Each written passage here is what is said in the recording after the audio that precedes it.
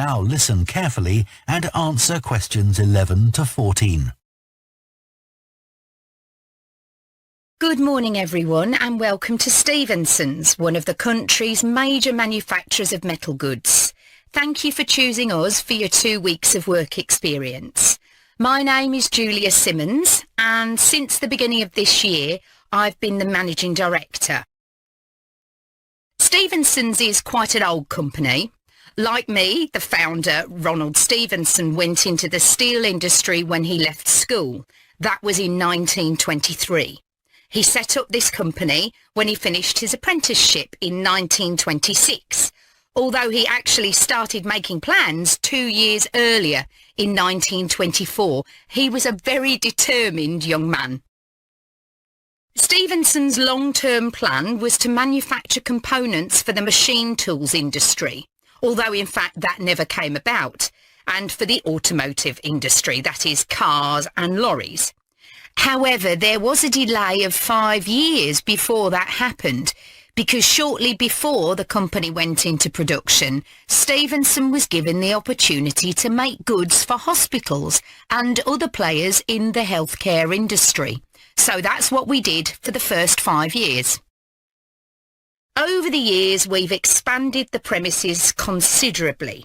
We were lucky that the site is big enough, so moving to a new location has never been necessary. However, the layout is far from ideal for modern machinery and production methods, so we intend to carry out major refurbishment of this site over the next 5 years. I'd better give you some idea of what you'll be doing during your 2 weeks with us, so you know what to expect.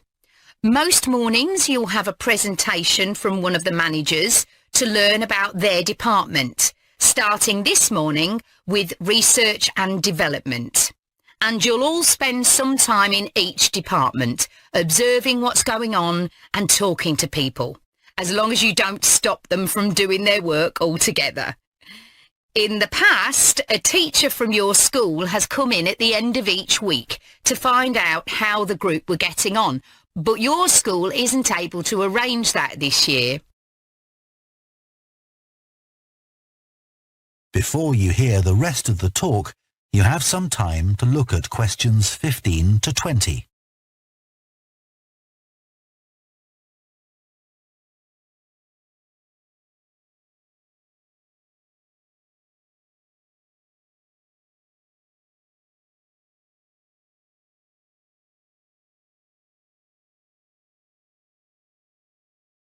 Now listen carefully and answer questions 21 to 24.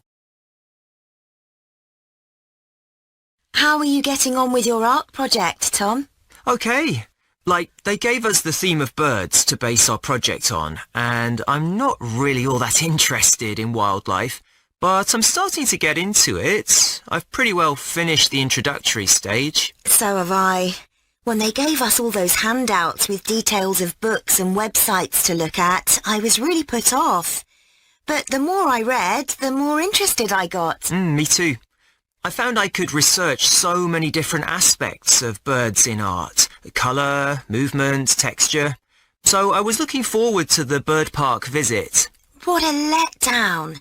It poured with rain and we hardly saw a single bird. Much less use than the trip to the Natural History Museum. Yeah. I liked all the stuff about evolution there. The workshop sessions with Dr. Fletcher were good too, especially the brainstorming sessions. I missed those because I was ill. I wish we could have seen the projects last year's students did. I suppose they want us to do our own thing, not copy. Have you drafted your proposal yet? Yes, but I haven't handed it in. I need to amend some parts. I've realised the notes from my research are almost all just descriptions. I haven't actually evaluated anything, so I'll have to fix that. Oh, I didn't know we had to do that. I'll have to look at that too. Did you do a timeline for the project? Yes, and a mind map. Yeah, so did I. I quite enjoyed that. But it was hard having to explain the basis for my decisions in my action plan. What? You know, give a rationale. I didn't realise we had to do that. Okay, I can add it now.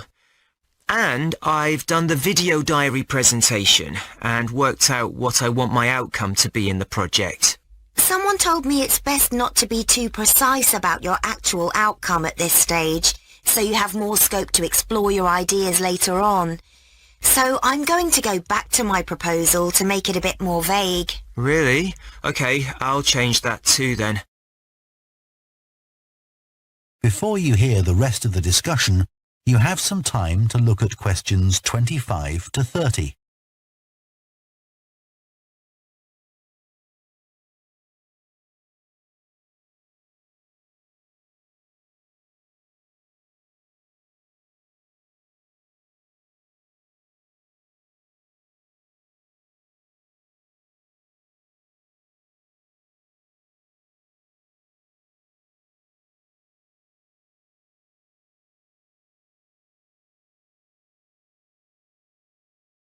Now listen and answer questions 25 to 30.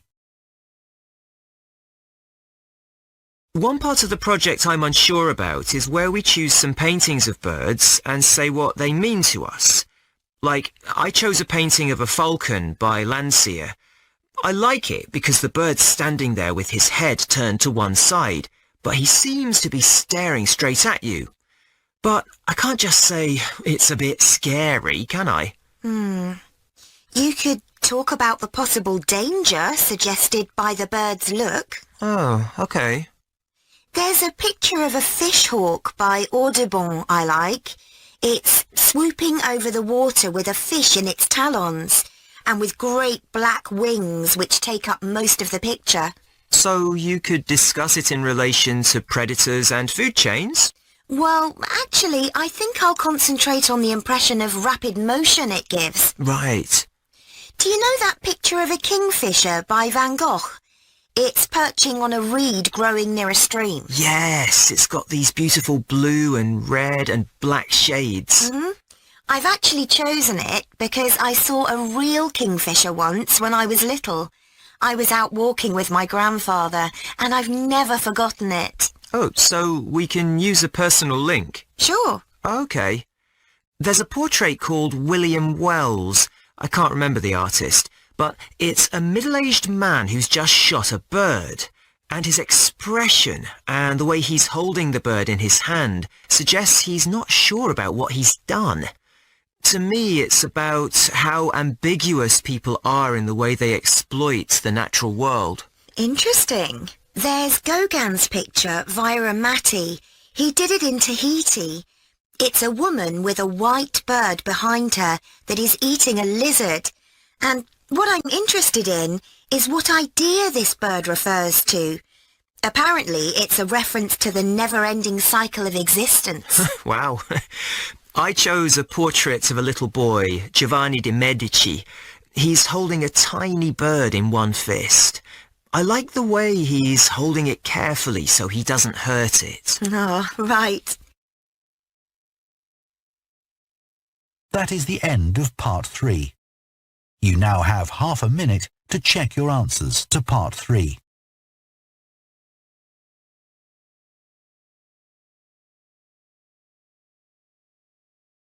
Part 4. You will hear a professor of philosophy giving a talk on the ancient philosophy of Stoicism. First, you have some time to look at questions 31 to 40.